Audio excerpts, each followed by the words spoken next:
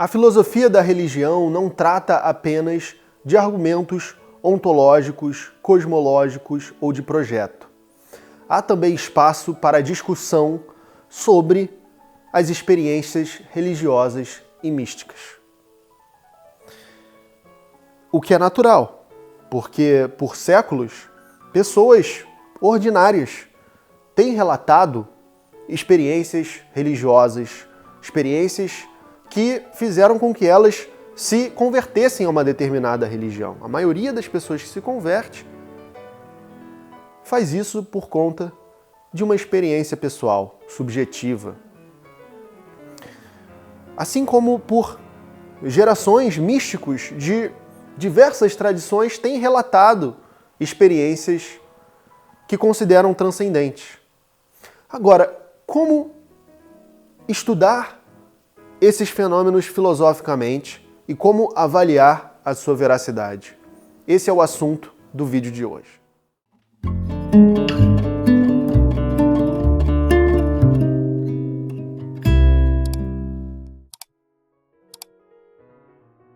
Como aponta William Rowe em seu livro Filosofia da Religião, disponível aqui na descrição para quem quiser comprar para se aprofundar, a experiência religiosa geralmente é descrita pelas pessoas que as vivenciam como uma consciência direta do divino, um sentimento da presença de Deus, coisas nessas linhas.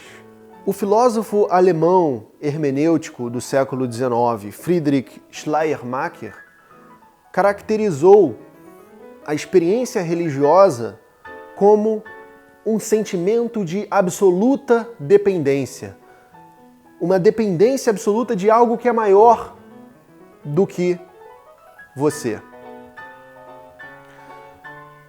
Já o pensador teólogo Rudolf Otto questionou essa visão, pois a tese de Schleiermacher deixa a desejar quando é confrontada com o que é relatado na prática das experiências religiosas e místicas.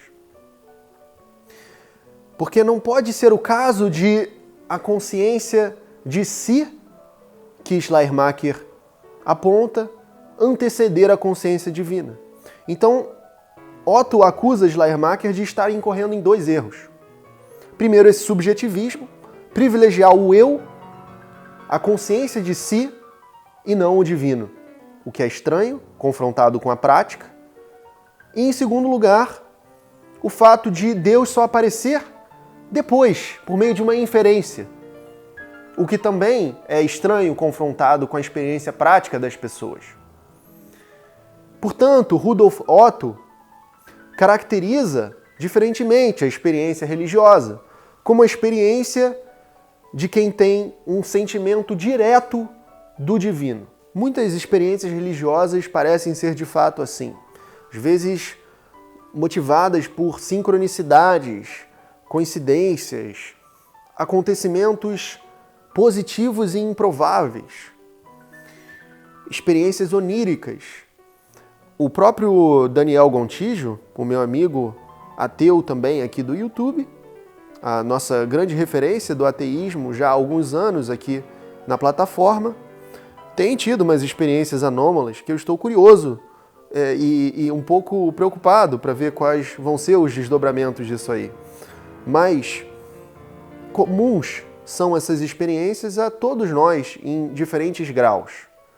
E dependendo do nosso tipo de horizonte e educação, a gente vai interpretar essas experiências de maneiras diferentes, assim como a gente vai dedicar a elas atenções diferentes. Pessoas como eu, imagino que o Daniel também, pensam sobre assuntos teológicos, metafísicos, filosóficos por grande parte do dia. Talvez até obsessivamente. Deus, que eu não acredito, não sai da minha cabeça. E, por outro lado, as experiências mais profundas que se tem relatado são um pouco diferentes.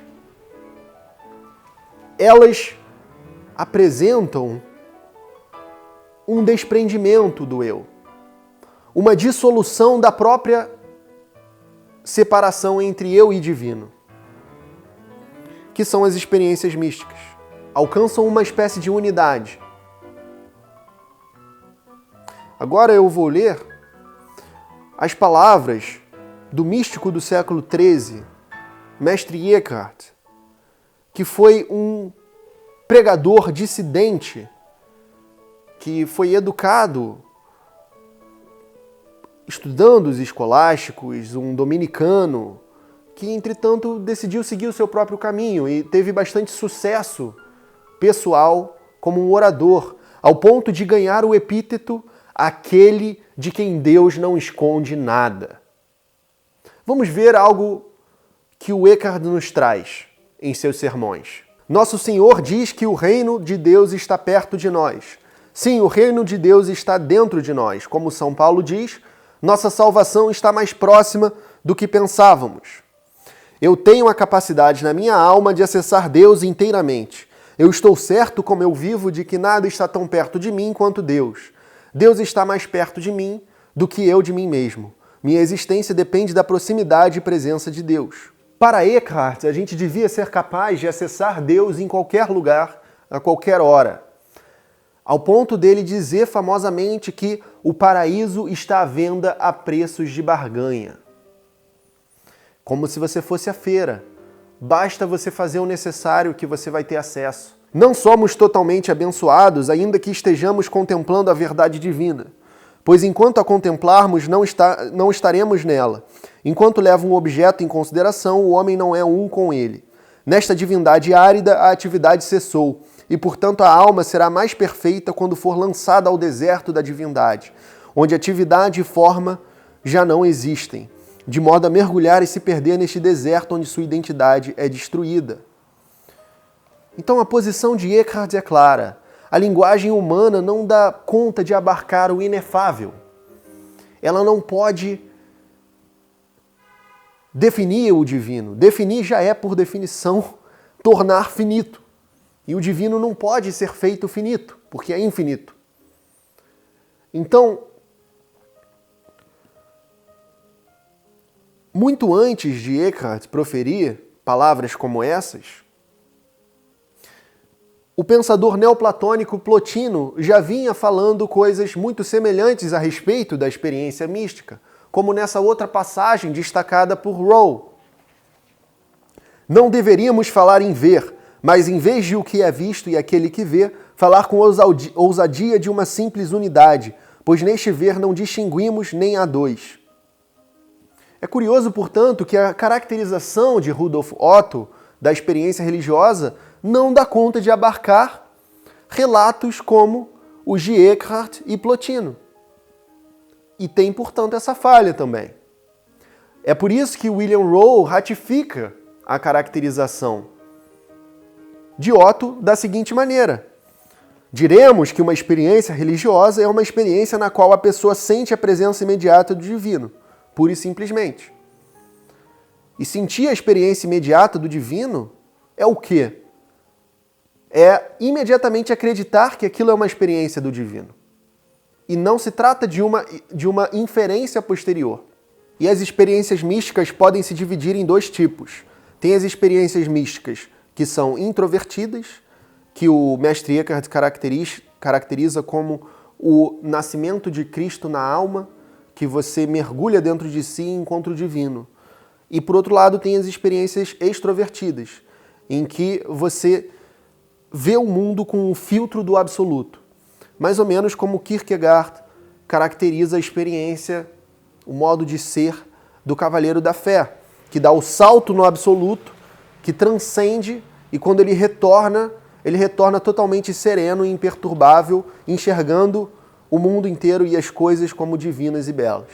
Como é que a gente vai avaliar os relatos dessas pessoas? Mesmo que elas estejam sendo honestas, elas podem estar iludidas. Como é que as pessoas que não são místicos ou religiosos e que não têm essas experiências vão acreditar e fazer algum sentido disso.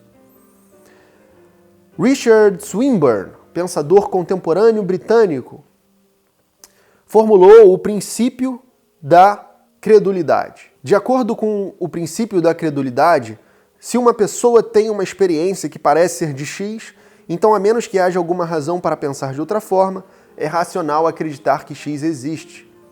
Qual é o problema com isso? E se todos os místicos e religiosos começarem a relatarem, como eles já fazem, experiências e a gente tivesse que acreditar que todas são igualmente verdadeiras porque a gente não tem uma razão para não acreditar? Frequentemente, a gente tem sim razões para não acreditar. E livros contemporâneos de psicologia, neurociências, apresentam explicações fisiológicas, neurológicas, psicológicas para esse tipo de fenômeno. Mas, de todo modo, não pode ser o caso que todos os místicos e religiosos estejam igualmente certos. Isso não é plausível. Então, não podemos dar esse passo. Como que a gente resolve esse problema? Aí entram os argumentos de que as experiências místicas são falsas e os argumentos de que as experiências místicas são verdadeiras. William James, Swinburne, com esse princípio da credulidade, vai apontar que elas são verdadeiras.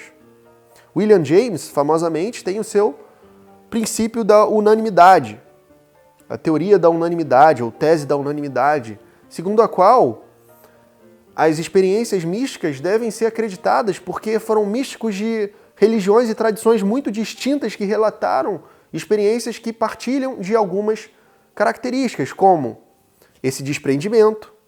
O Eckhart está falando isso, assim como monges budistas que nunca se encontraram com ele, em diferentes tempos também relatam a mesma coisa.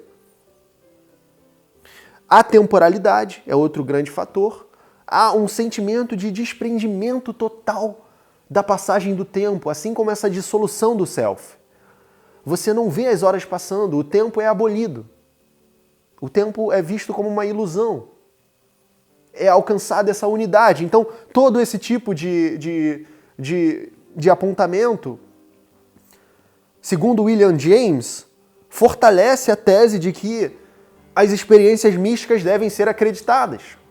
Isso é de grande interesse para a escola perennialista, por exemplo, que vai buscar essas semelhanças e estabelecer uma unidade entre diferentes tradições mitológicas, religiosas e místicas. Aldous Huxley, muita gente participou dessa discussão. Por outro lado, Bertrand Russell, filósofo britânico e ateu,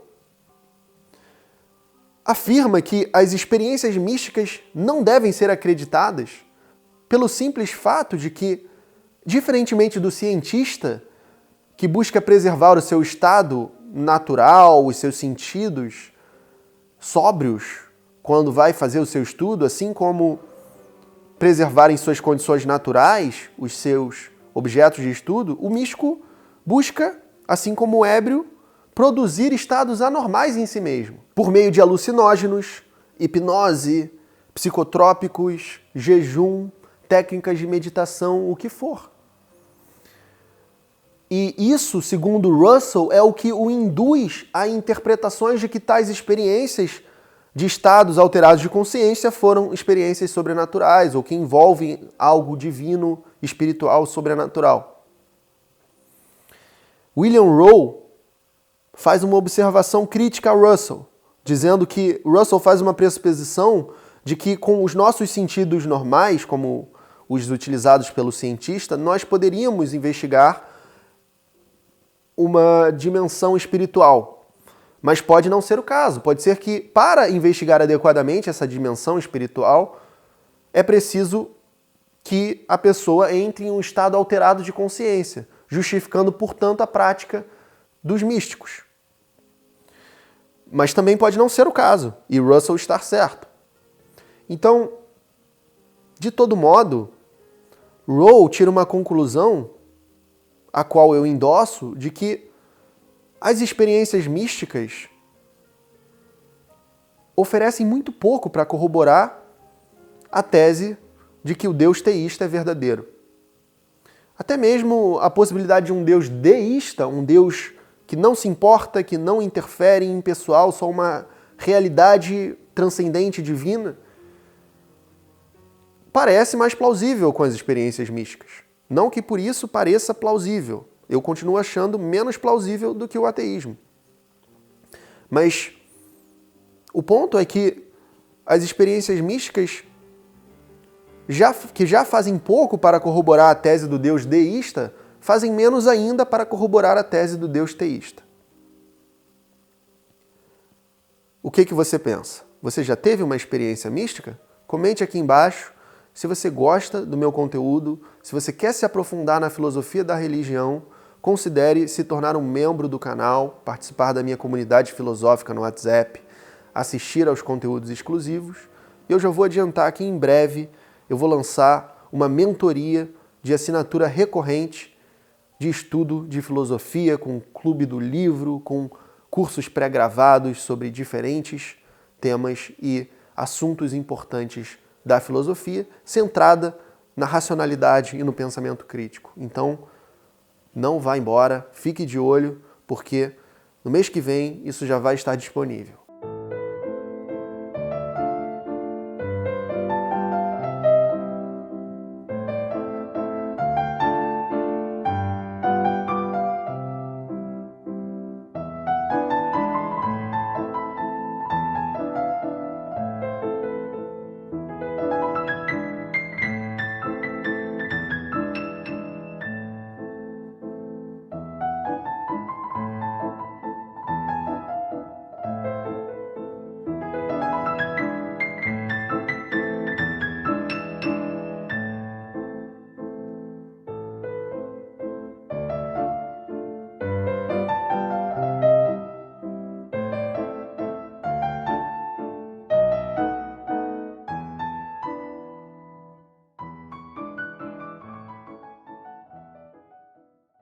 Obrigado aos membros do canal pelo seu apoio e participação constante, e a gente se vê no próximo vídeo.